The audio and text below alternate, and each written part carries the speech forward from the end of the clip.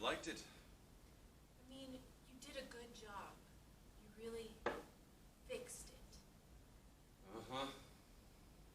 It's the most life you've shown in a long time. You bring out the best in me, baby. Yeah. Pygmy hunting. Pygmy. You're really a bastard. I. Yeah. I. You. Baby, if quarterback there is a pygmy, you've certainly changed your style. What are you after now? Giants?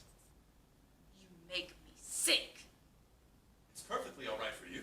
I mean, you can make your own rules. You can go around like a hopped-up Arab, slashing at everything in sight, scarring up half the world if you want to, but somebody else try it. No, sir. You miserable. Why, baby, I did it all for you. I thought you'd like it, sweetheart.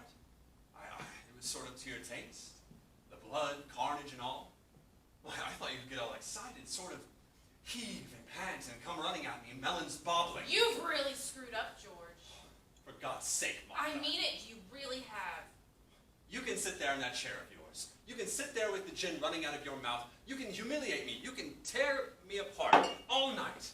And that's perfectly all right. That's okay. You can stand it. I cannot stand You it. can stand it. You married me for it. That is a desperately sick lie. Don't you know it even yet? Oh, Martha. My arm has gotten tired whipping you. You're mad. For 23 years. Oh, you're deluded, Martha. You're deluded. It's not what I've wanted. I thought at least you were onto yourself. I didn't know. I didn't know. I'm on to myself. No. No, you're sick. Show you who's sick. All right, Martha, you're going too far. I'll show you who's sick. I'll show you. Stop it! Now stop it! Show you who's sick.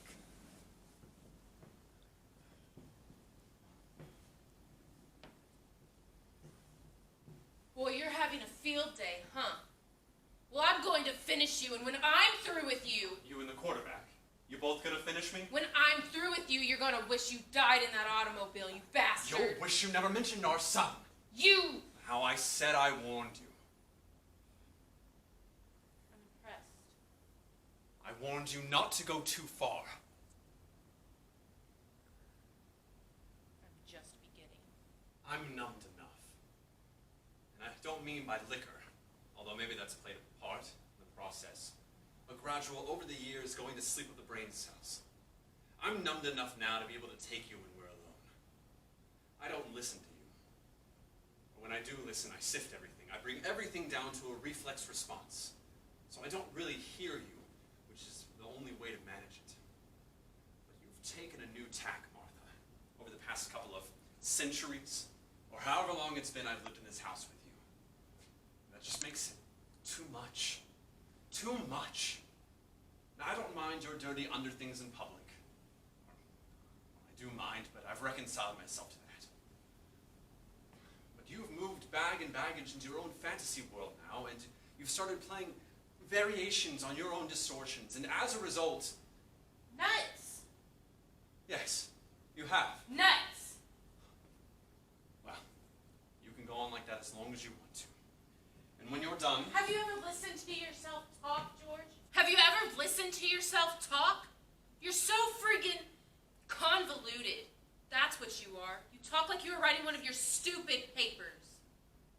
Actually, I'm rather worried about you. About your mind. Don't worry about my mind, sweetheart.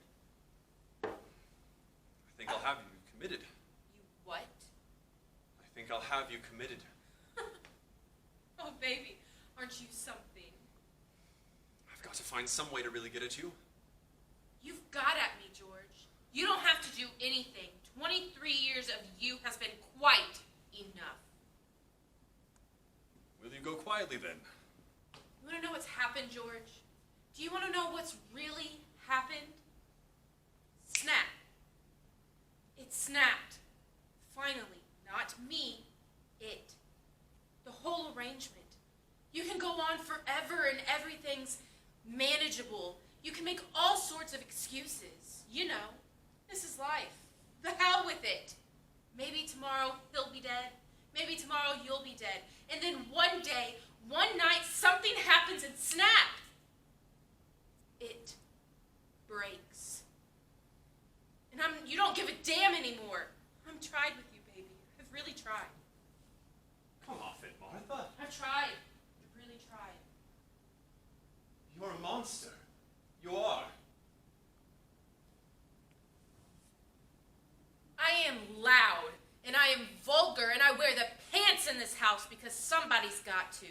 But I am not a monster. I am not.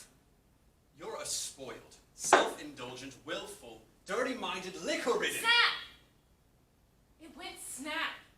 Look, I'm not going to try to get through to you anymore. There was a second back there. Maybe there was a second when I could have gotten through to you, and we could have cut through all of this crap. But that's past, and I'm not going to try anymore. Once a month, Martha. I've gotten used to it. Once a month and we get misunderstood, Martha. The girl underneath the barnacles, the little miss that kindness bring to bloom again. And I've believed it more times than I want to remember because I don't want to think I'm that much of a sucker. I don't believe you. I just don't believe you. There is no moment.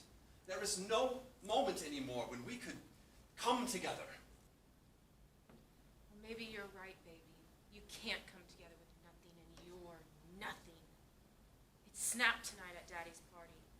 I sat there and I watched you, and I watched the young men around you who were going to go somewhere. And I sat and I watched you, and you weren't there. And it snapped. And I'm going to howl it out, and I'm not going to give a damn anymore. And I'm going to make the biggest damn explosion you ever heard. You try it, and I'll beat you at your own game. Is that a threat, George? Huh? That's a threat, Martha. You're going to get it, baby. Be careful, Martha. I'll rip you to pieces.